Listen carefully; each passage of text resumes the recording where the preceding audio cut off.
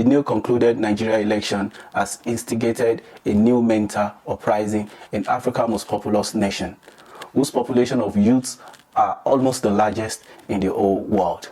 Most people question the credibility of the election. Of course, people are demanding for free and fair election, but they said reverse was the case. Most people agreed the credibility is non-existent.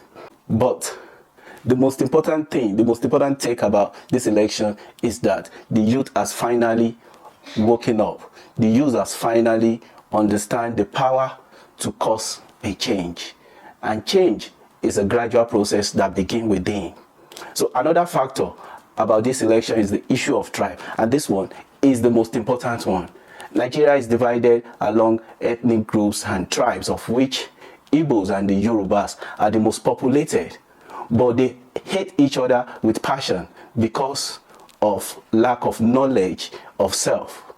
Yet, these two groups are not concerned with geopolitical manipulation that is going on in Africa or in Nigeria herself. The Western influence, Lagos being the economic power of Nigeria and, let me say, Africa, which chunk of her economy is controlled by Indians, by Lebanese, by Chinese and the West. Our resources like gold, like diamond, like precious stone, etc., crude oil are all controlled by Chinese. Our crude oil are controlled by foreign companies. Yet, we don't see it. But we are so worried about tribe within the same nation. We are worried about tribe within our own nation, dominating our own political system. What should we call that? Should we call it ignorance or lack of knowledge? Or maybe, perhaps we could call it lack of understanding. I don't know. These two tribal groups refused to see the cultural tie between them. Maybe because of self-hate, maybe because of lack of knowledge, maybe because of lack of understanding of history of their past. Like the Yorubas. The Yorubas' cultural foundation is based on Ifa. Ifa is the original African information retrieval system. Same as the Igbos. The Igbos' cultural foundation is based on Afa. So, what is the problem? Why are they fighting each other? So the reason why they're fighting each other is simply because they don't understand their own history. They don't understand their own cultural tie. If Yoruba cultural tie, the foundation of their culture is tie around Ifa, and Igbo's cultural foundation too is Afa. It's all about the 16 Ifa poem.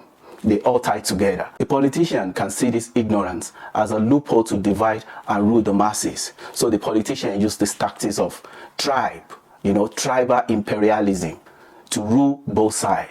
They use religion to rule both sides. Politicians are not tribal.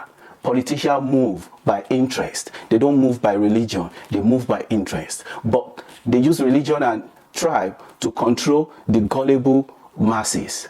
What I'm saying is, the masses, especially the youth, don't fall for the tactics of the politician who are trying to divide and rule you through religion, through tribe.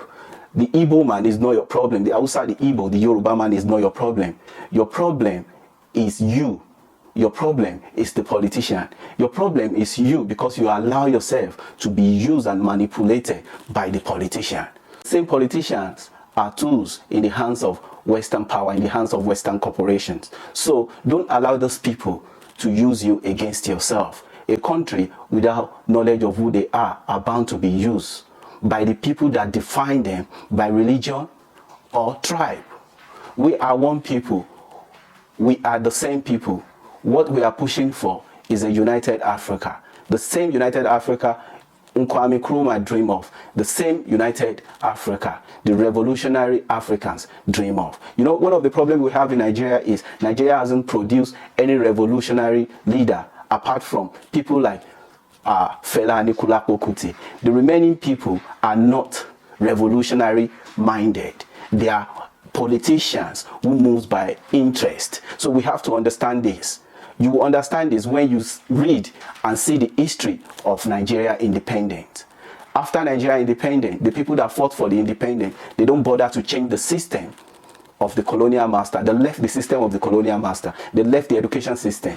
Now the education system, we don't understand ourselves. We don't even understand our history. We are fighting against ourselves. everybody is worried about tribal imperialism instead of us to be worried about Western imperialism. This is sad.